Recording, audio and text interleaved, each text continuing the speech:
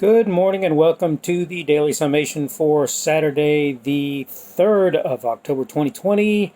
I'm doing obviously this for my religion and politics channels on YouTube and Rumble, and I wanted to, as I say, wish you a good morning to begin with.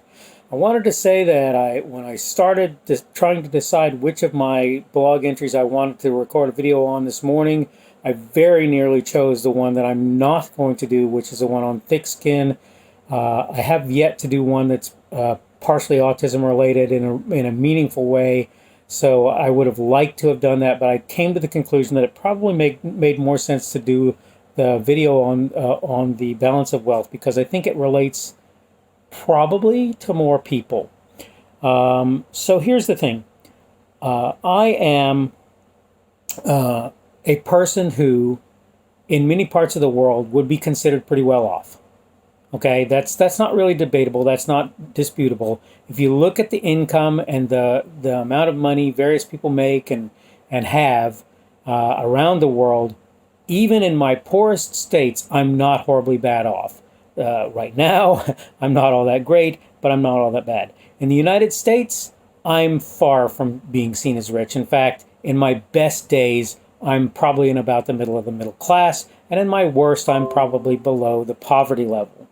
Okay, all of that being said, though, the interesting thing is there's this tendency for people to look at the people they count rich, the folks they count rich, and say, they're hoarding this wealth to themselves is a bad thing, a harmful thing, it's terrible, they shouldn't do it.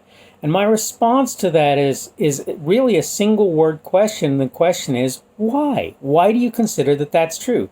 Are you going to eat the money that they have in savings? No. Are they hoarding huge amounts of resource like food to themselves? Probably not.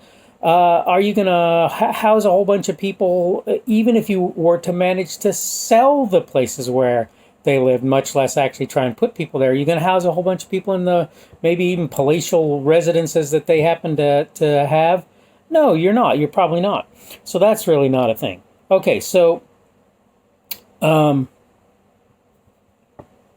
I'll acknowledge that there are lots of times when I'd like to be able to do things and I can't do them because I don't have the money to do them, right? But the question is what that has to do with those who are well off keeping that which they have gotten over the course of time. And I contend that the answer to that question is pretty much nothing, okay? Now here's the thing. You can ask yourself, on what basis I make that statement? Let me help you. There are any number of countries in the world where one form or another of what amounts to tyrannical government, and I know a lot of people are going to argue, that's not tyrannical. You can argue that if you want, but when you look at it, it actually ends up being pretty much true.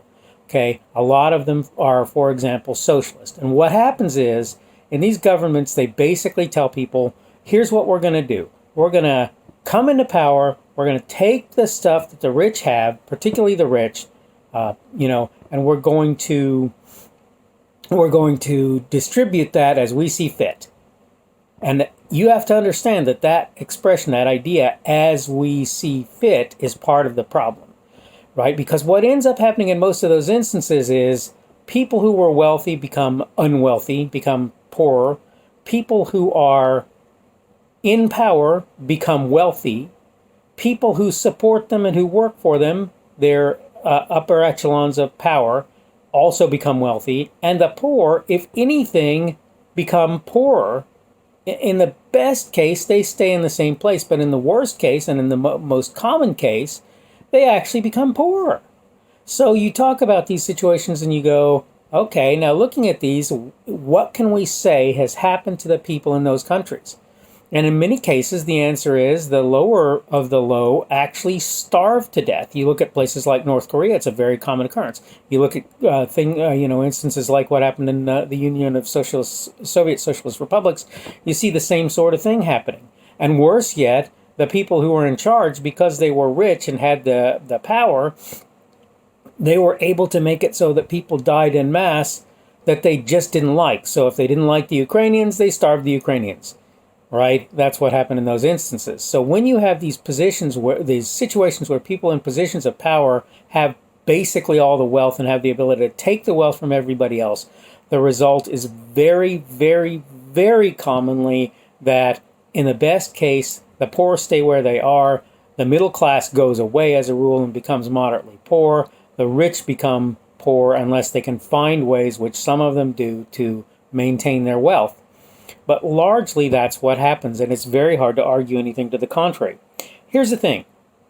If you took all of the money from a person who had $33 billion in the bank, that's not how that works, typically. They have $33 billion. A lot of it is in various kinds of investments that they're making over the course of time. But let's assume that they actually had $33 billion in the bank. And you went and you took the money from that individual and you parceled it out to the people at large in the United States, everyone getting their, quote, fair share. How much money would each person get?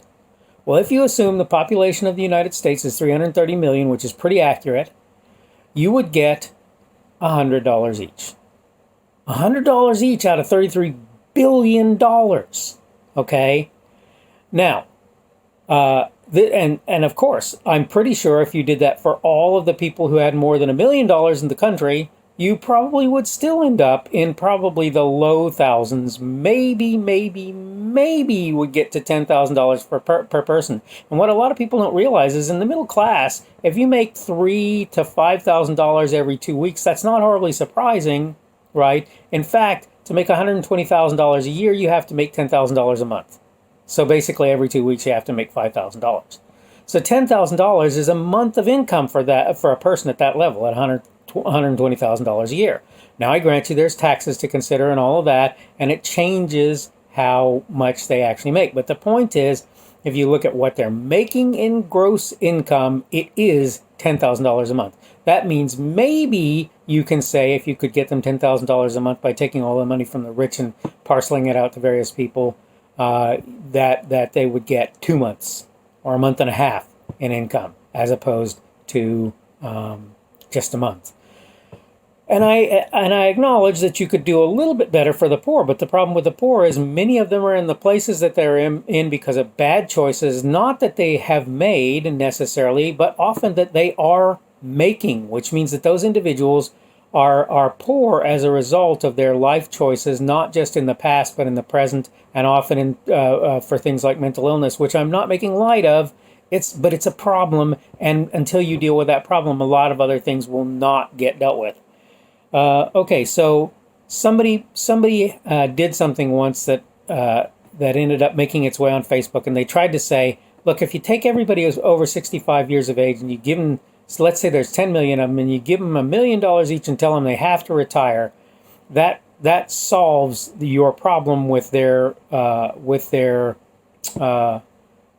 needing money and therefore continuing to go out to work. But really, that's not the case to begin with, because unfortunately, if there's inflation occurring, $1 million may not be enough to hold them over for the remainder of their life. It may, but it may not. I knew an older fellow who had $2 million in the bank, and it was earning him enough money that he could easily survive off of it.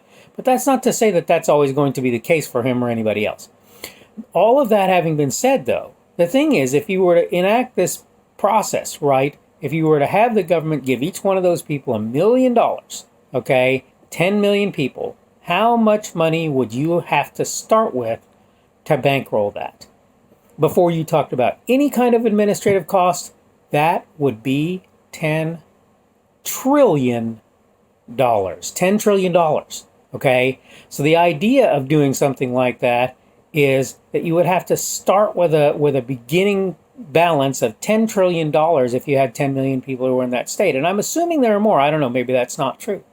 But out of 330 million, I'd be really surprised if people over the age of 65 was only 10 million people in the population at large. Okay, so that's very doubtful. Okay, so the point of all of this is that, one, I don't think you're doing anybody any favors by talking about taking the money from the rich and giving it to other people. Two, I don't think it's harmful for them to be rich. I don't think it really affects most people at all. And three, when you give people things, you're not necessarily doing anybody any favors. And four, what you would have to have in order to give people what they thought they really wanted would be some exorbitant amount of money, and there's just no way we could come up with that money as we currently stand. Okay, so it's time for me to wrap it up. Again, if you like this video, click the like. If you want to subscribe to my channel, you can do that. If you like the videos that you see here in general, if you you can subscribe, and that's both on YouTube and Rumble. If you want to get notifications from YouTube, you have to remember to click the notifications icon. There's probably something similar on Rumble. I don't know. Definitely Rumble me, obviously, if you're using Rumble. Okay, so you have a great day. Hopefully we will see you again tomorrow. That'll be Sunday the 4th. If we do not, on the 5th, on Monday, I should be back again. Hope you have a great day and a good weekend, and hopefully we will see you again tomorrow or Monday.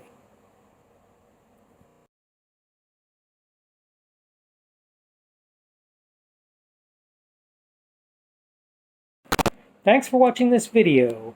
If you want to see more content from me of various kinds, you can go a number of places. One of those places is my blog, which is blogs.kpschubert.com. I have a Twitter, a Parler, and a Minds.com account, and my handle on each of those is @kpschubert. That is @kpschubert. You can also see my Facebook page, which is Kurt's Religion and Politics.